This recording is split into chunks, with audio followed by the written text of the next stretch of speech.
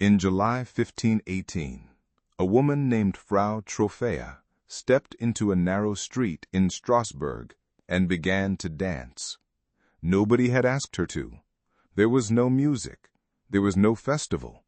She simply started moving, and she did not stop. She danced for 6 days straight. By the end of the first week, she had been joined by 34 others.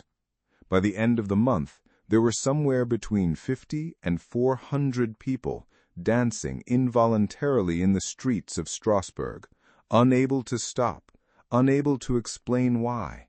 Some of them collapsing from exhaustion, some of them dying from heart failure, stroke, and sheer physical depletion. This was not a joke. This was not a hoax. Contemporary physicians documented it. The city council held emergency meetings about it. The Bishop of Strasbourg got involved. Historians have been arguing about it ever since.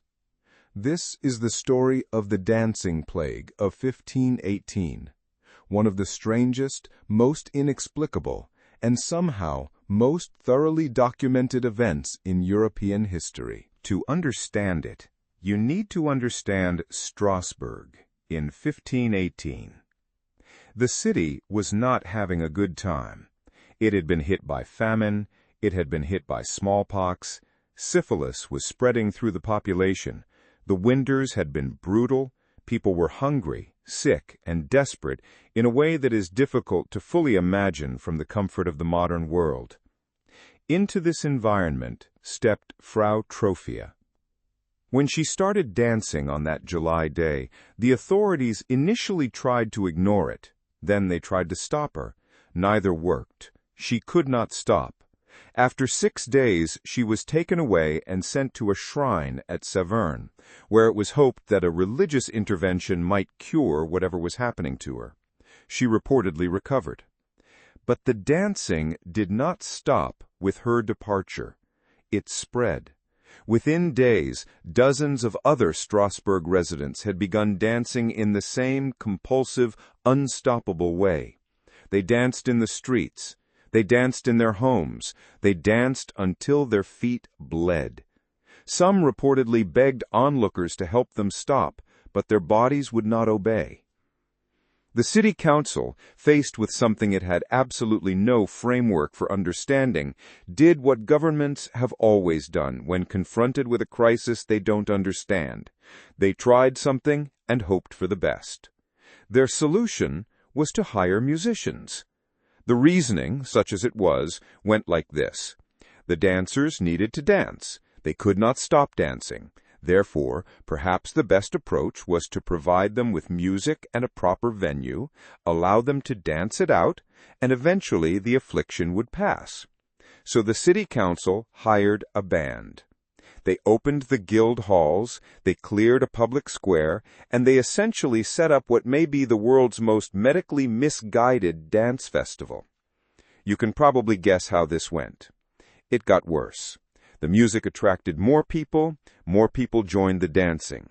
The musicians, to their credit, seem to have kept playing while presumably becoming increasingly uncomfortable with the situation unfolding around them.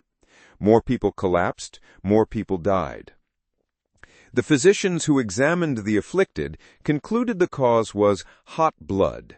This was the 16th century medical consensus. Something had overheated the blood, causing the uncontrollable movement.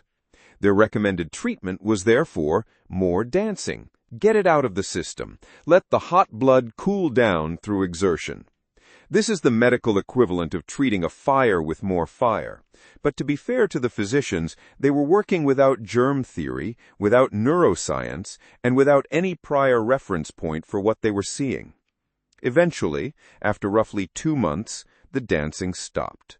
The afflicted recovered or died, and the city of Strasbourg moved on, and the dancing plague of 1518 was quietly filed away in the historical record, occasionally referenced, frequently dismissed, and never fully explained. So, what actually caused it?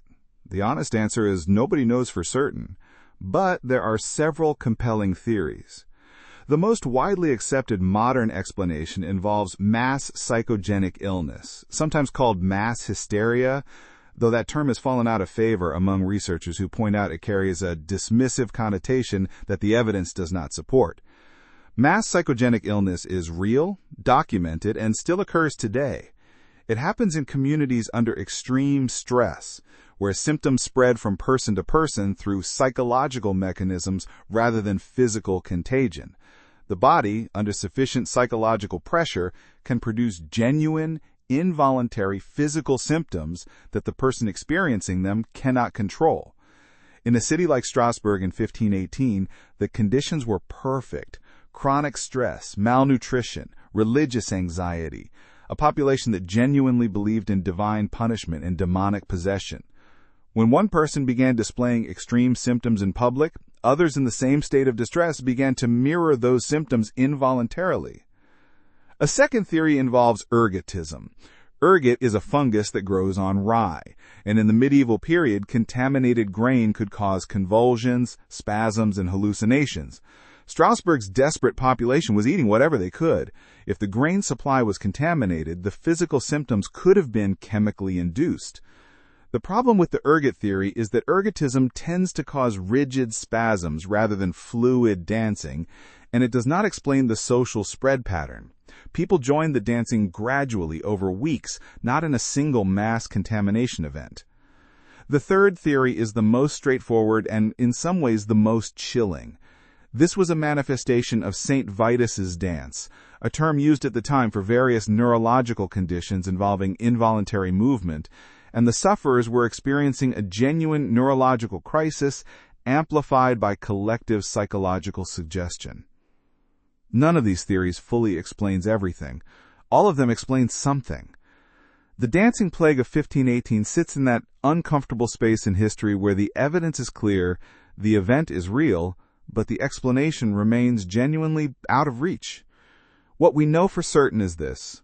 In the summer of 1518, ordinary people in an ordinary European city lost control of their own bodies. They danced when they did not want to dance. They could not stop when they tried. Some of them died doing it, and nobody, 500 years later, can tell you exactly why. Hit subscribe, and we'll see you in the next one.